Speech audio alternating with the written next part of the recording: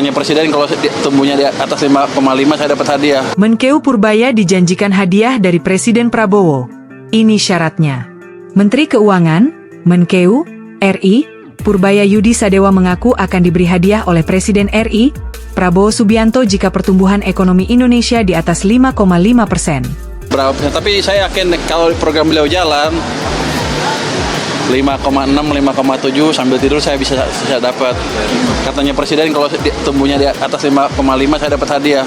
Ujar Menkeu Purbaya usai bertemu Menteri PKP, Marwarar Sirait pada Selasa, 14 Oktober 2025. Bahwa itu Bapak cabut?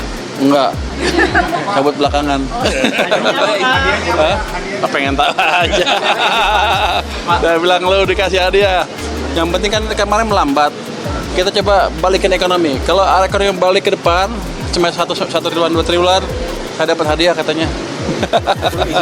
Tapi enggak, yang penting itu ekonomi kita membaik, rakyat hidupnya lebih sejahtera ke depan, harapan lebih bagus. Jadi Indonesia cerah gitu.